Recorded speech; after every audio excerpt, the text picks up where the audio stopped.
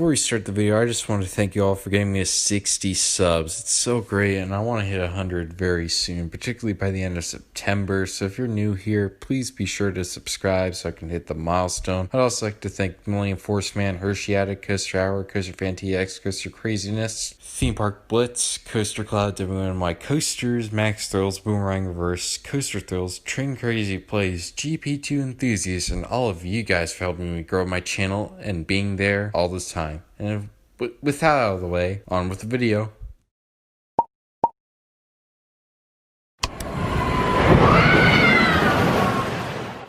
People say that all good things must come to an end, and roller coasters are no exception. Every year, many beloved, and also not so beloved, coasters close at the parks they reside at. Some find new homes somewhere else, but many ultimately are scrapped and forgotten about. But sometimes, coasters destined to be scrapped cheat the wrath of the wrecking ball and stand to operate another day. And today, we'll be looking to examples of some of these coasters. Note I will not include coasters from Indiana Beach, Kentucky Kingdom, Fantasy Island, or Jaga Lake because this list would be filled with those coasters from those parks, and I want to free up space for some more interesting examples for this list. This list will also be in no particular order as well. And with that out of the way, let's enjoy this list.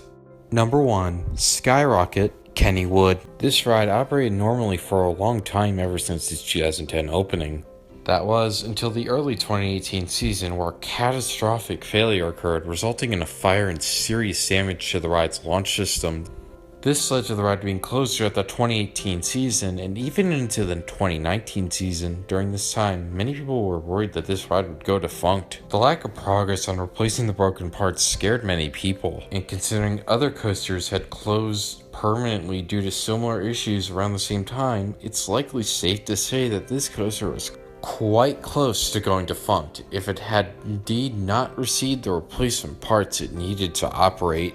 Number 2. Gemini, Cedar Point. Gemini is considered by many people to be a hidden gem of the famous Cedar Point amusement park in Ohio. It's been entertaining families and guests at the park since 1978 and is relatively unique, being a hybrid coaster, a rarity for the time it was built in. But in 2002, Cedar Point was looking to build a new coaster for the following season, which would break the height and speed record for all coasters around the world. The ride would require a long launch track, which would take up a lot of space. It would have taken up so much space, in fact, it would have gone out onto one of the park's midways. The plan was to build the ride's main structure in the area that this aerodynamics classic occupied. However, thanks to some clever engineering from Intamin, the company who was building the ride, the structure was moved and the ride no longer crossed the midway, allowing Gemini to be saved. I actually did a video which looked into a notable part of what is now known as Top Thrill Dragster's development, including a very unusual technical test on another coaster. The link to that will be in the description below.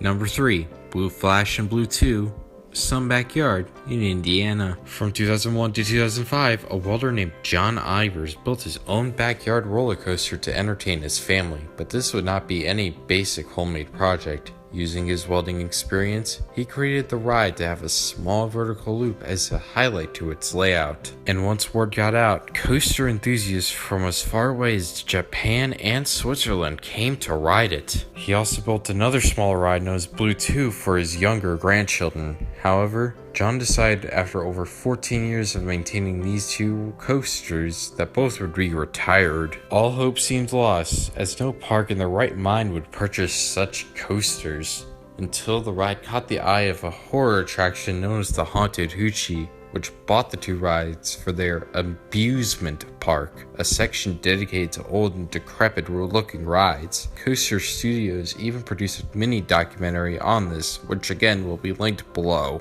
Number 4. Leap the Dips, Lakemont Park. Leap the Dips is recognized by many people as being the world's oldest operating roller coaster. Built in 1902, the ride is one of the few remaining side friction coasters left in operation, as well as being honored as an Ace Coaster Classic and Coaster Landmark.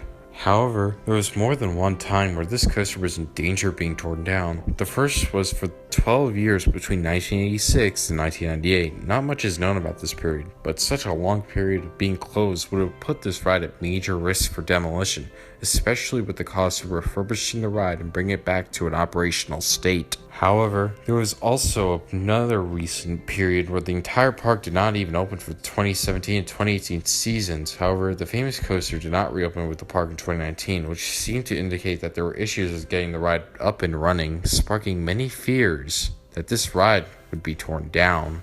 Thankfully, this ride finally reopened only 1 month ago as of this video's writing in July of 2020 after receiving much needed care and refurbishment.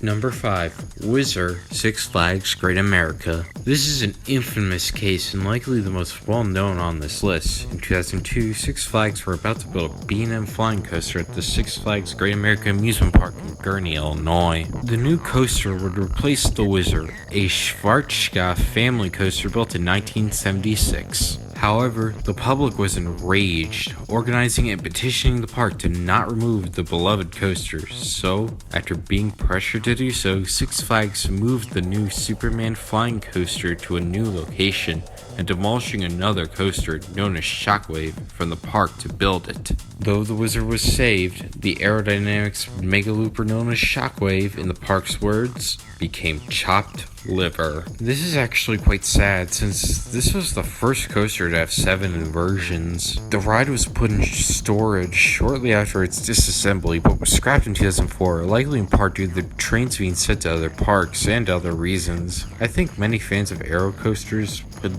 have continued to love this coaster, and this coaster would have retained a small but vocal fan base, but unfortunately this coaster is now lost to history. But nevertheless, Whizzer continues to stand and give fun rides to young visitors and families alike. I'm glad this ride still exists, as it is both a classic from a legendary coaster company, as well as a fun and different experience which takes riders through trees and even travels slow to the ground, especially considering its sister ride closed more than 30 years ago at California's Great America. Number 6. Wildfire, Kolmarden.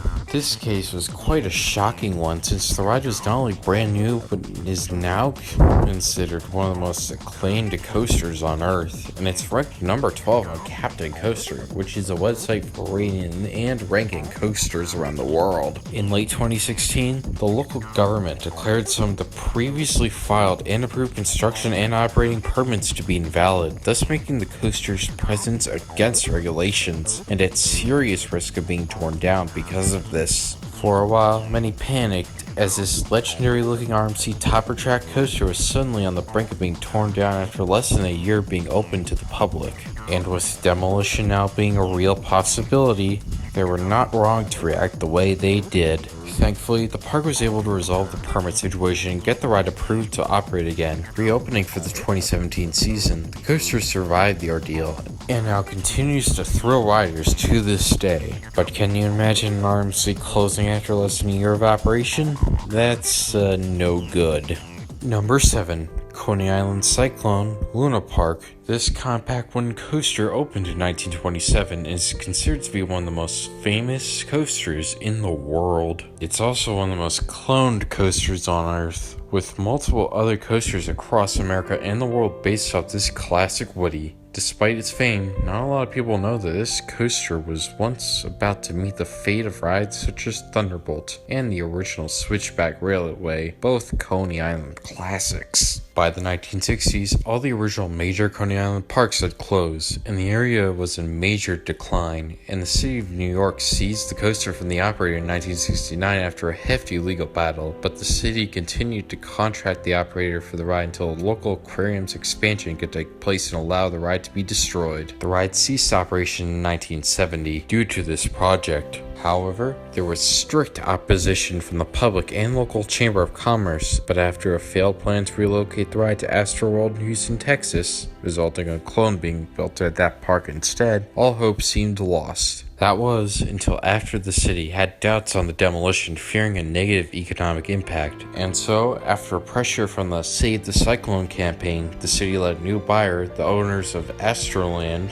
a park in Coney Island, pick it up and refurbish the ride for the 1975 season, allowing the ride to thrill riders for decades to come. Even after Astroland's closure in 2008, Luna Park continues to operate the historic ride to this day and is now recognized as a historic landmark by the city and national governments today.